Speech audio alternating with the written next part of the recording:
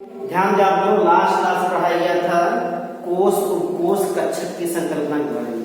कक्षक क्या होता बता दिया गया था, तीन टॉपिक बताया गया। कोष बटे होते हैं उपकोष में और उपकोष बटे होते हैं कक्षकों में। ठीक, अगर कक्षकोष n बराबर 1 है तो उपकोष कितना होगा, 1 हो जाएगा। कक्षक भी उसमें क्या होगा, 1 होगा। इस तरह से प्रक्रिया चलती रहती है। अब आप बताने कक्षक की संरचना के बारे में बताएंगे, शेप ऑफ ऑर्बिटल्स। तो देख लीजिएगा, कक्षकों का आकार,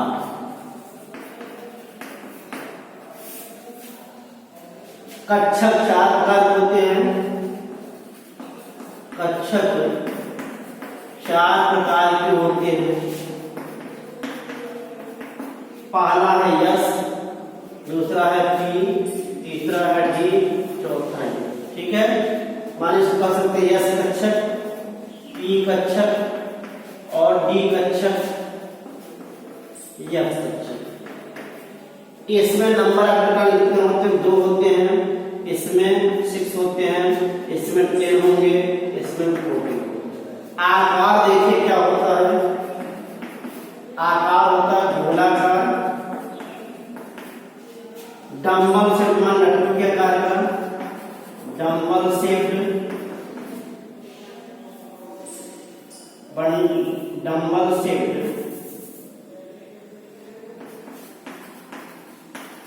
डंबल शेप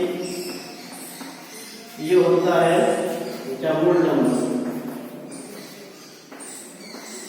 ठीक, ये क्या होता है, कॉम्प्लेक्स यानी जटिल। ठीक, अब गोलाकार संख्या ऐसा होता है, इसका केंद्र हो जाएगा। डंबल से लड्डू के आकार होता है ऐसे।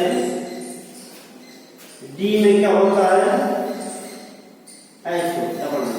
ठीक, ये बन गया डी, ये बन गया पी और ये बन गया एस। ये हो गया शेप ऑफ द ऑर्बिटल्स। अब इसके जस्ट बाद आता है क्वांटम संख्या। ठीक है, अगला ये है क्वांटम नंबर्स। बहुत ही अच्छा टॉपिक है, इसका यूज बहुत है केमिस्ट्री में।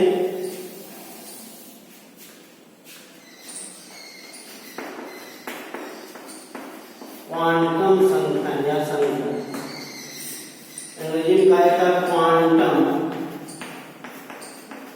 नंबर। लिखेंगे वे संख्याएं, ध्यान दीजिएगा, वे संख्याएं जो इलेक्ट्रॉन के कोष उपकोष तथा कक्षकों के बारे में जानकारी देती हैं, उन्हें क्वांटम संख्याएं कहते हैं। फिर समझिए, वे संख्याएं जो इलेक्ट्रॉन की स्थिति के बारे में जानकारी देती हैं, उन्हें कहा जाता है क्वांटम संख्या। यही बात लिख रहा हूं, वे संख्याएं जो इलेक्ट्रॉन की कोष उपकोष कक्षक आदि के बारे में जानकारी देती हैं, उन्हें क्वांटम संख्याएं कहते हैं। ठीक है, संक्षेप में कहता अथवा वे संख्याएं जो इलेक्ट्रॉन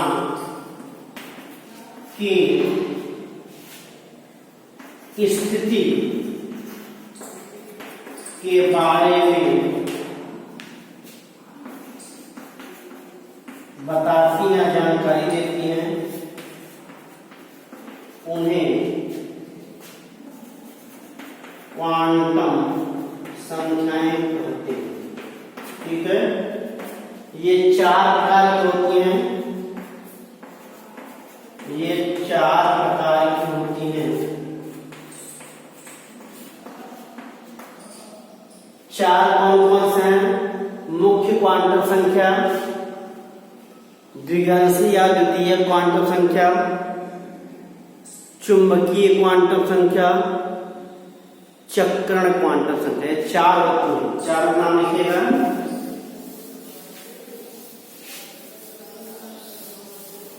पहला है मुख्य क्वांटम संख्या।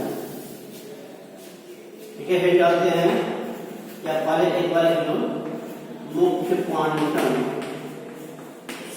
दूसरा है द्विगंशी या द्वितीय क्वांटम संख्या। तीसरा है चुंबकीय क्वांटम संख्या। चौथा है चक्रण क्वांटम संख्या। ये चार होती हैं क्वांटम संख्याएं जो इलेक्ट्रॉन के स्थिति के बारे में जानकारी देती है। माने इलेक्ट्रॉन, ध्यान दीजिएगा, जैसे परमाणु है, परमाणु में किसी भी परमाणु में चार्ज होते हैं। पहला है कोश, फिर उपकोश क्या है, फिर कक्षक क्या है, फिर चक्रण की दिशा। ये चार बातें जो है चार डिफरेंट क्वांटम नंबर डिस्क्राइब करते हैं।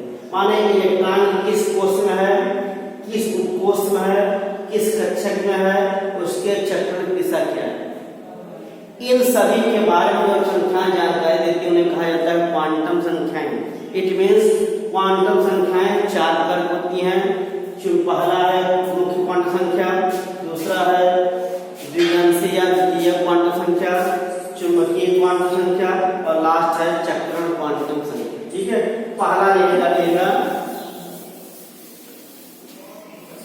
मुख्य क्वांटम संख्या। पहले है मुख्य क्वांटम संख्या, इंग्लिश में कहा जाता है प्रिंसिपल क्वांटम नंबर। ठीक है, अब ये क्या बताएगी, ये क्वांटम संख्याएं इलेक्ट्रॉन की कोश या ऊर्जा स्तर के बारे में बताती है। बात समझ आई? माने ये क्वांटम संख्या क्या करती हैं, इलेक्ट्रॉन किस कोश में या ऊर्जा स्तर में है उसके बारे में जानकारी देती है। इसे स्मॉल n के द्वारा प्रदर्शित किया जाता है। ठीक, n का मान 0, 1, 2, 3 हो सकता है, होता है।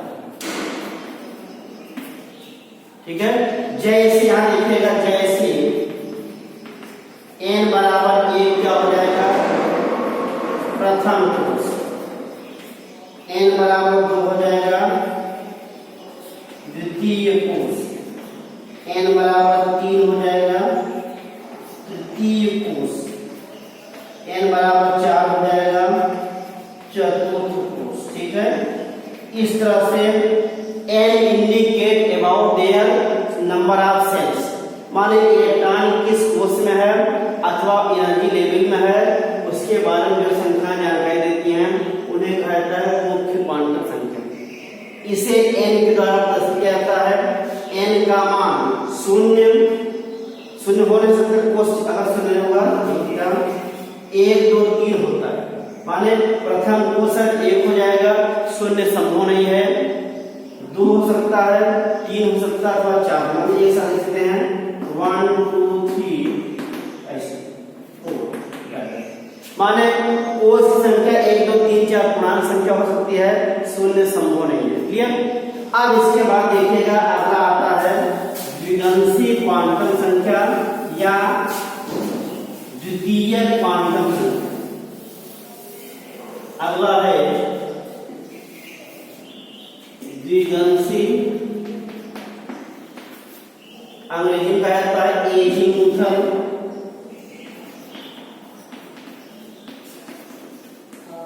एजीमुथल क्वांटम नंबर या द्विगंशीय क्वांटम संख्या या इसे द्वितीय क्वांटम संख्या कहा जाता है। ठीक है, ठीक है, ध्यान दीजिएगा। यह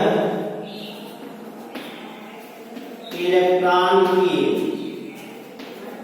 उपकोष अथवा उप ऊर्जा स्तर के बारे में बताती है। ठीक, इसे एल के द्वारा प्रदर्शित किया जाता है।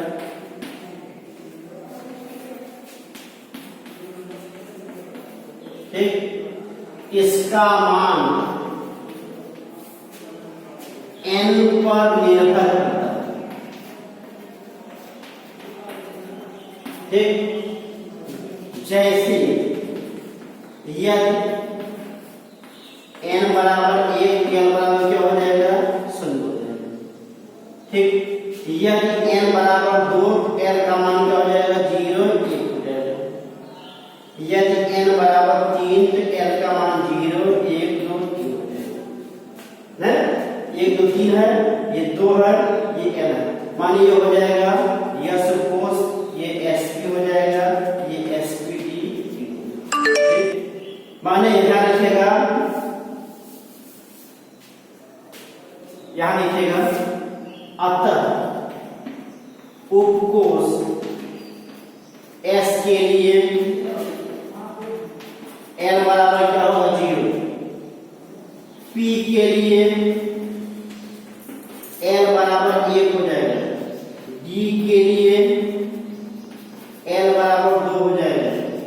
F के लिए L बराबर 3 हो जाएगा। यह द्वितीय क्वांटम संख्या L का मान दिया है 1, 2, यहाँ 0 दिया है, या 1 दिया है, 2 दिया है। यदि L बराबर 0 है तो किस कौन सा कोष होगा? S होगा। यदि L का मान 1 है तो P कोष होगा, L का मान 2 है तो D कोष होगा, L का मान 3 है तो S कोष होगा। माने ये कह रही है L का मान डिपेंड करता है N के मान पर। ठीक है, ये हो गया L का मान द्वितीय क्वांटम संख्या। तीसरा नोट करिएगा, चुंबकीय क्वांटम संख्या। तीसरा है चुंबकीय क्वांटम संख्या, मैग्नेटिक क्वांटम नंबर। लिखिए, यह इलेक्ट्रॉन की कक्षक के बारे में बताती है। इसे m के द्वारा प्रदर्शित किया जाता है। ठीक, इसका मान L के मान पर निर्भर करता है। ठीक, किसी m के लिए m का मान -L0 to +L होता है, जबकि किसी m के लिए m का पूर्णांक 2l+1 होता है। ठीक, सवाल लगाएंगे, एक साथ बातें क्लियर हो जाएगी। ये हो गया आपका चुंबकीय क्वांटम संख्या। अगला है चक्रण क्वांटम संख्या। चौथा है चक्रण क्वांटम संख्या, इंग्लिश में कहेंगे स्पिन क्वांटम नंबर।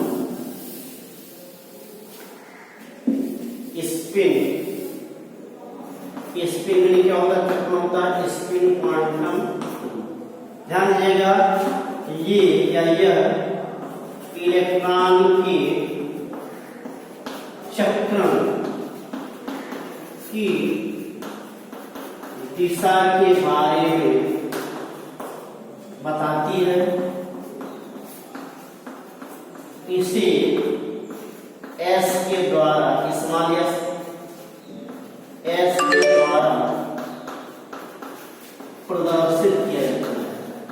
ठीक। यस का मान m के मान पर निर्भर करता है। ठीक है। प्रथम इलेक्ट्रॉन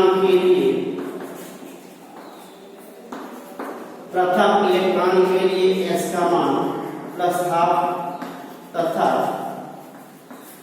द्वितीय इलेक्ट्रॉन के लिए -½ होता है।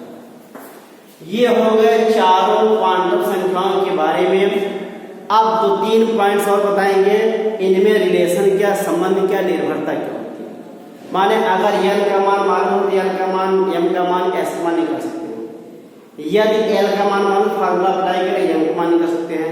माने इनमें से किसी का भी मान अगर किसी संख्या दिया तो उसके आधार पर आप निकाल सकते हैं। ठीक है।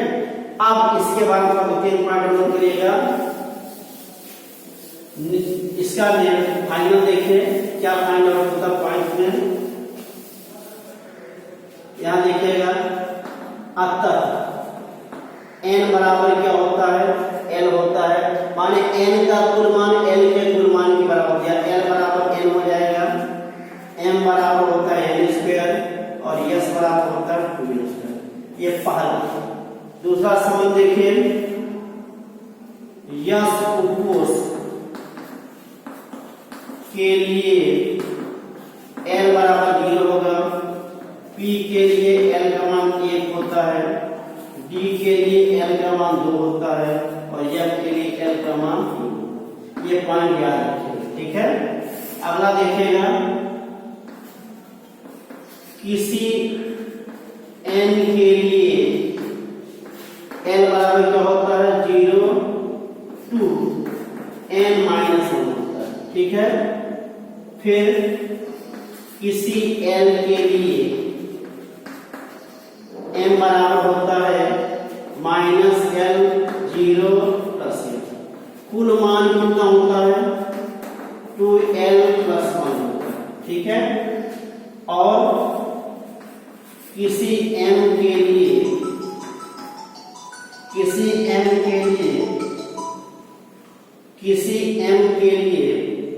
s का मान क्या होता है, एक होता है +7, दूसरा होता है -7।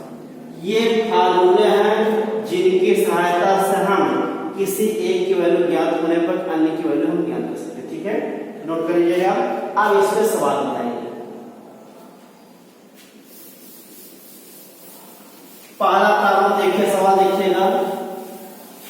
अगर n का मान दिया है 1 तो l का मान क्या होगा, यहां देखिएगा n बराबर 1 के लिए, क्वेश्चन है n बराबर 1 के लिए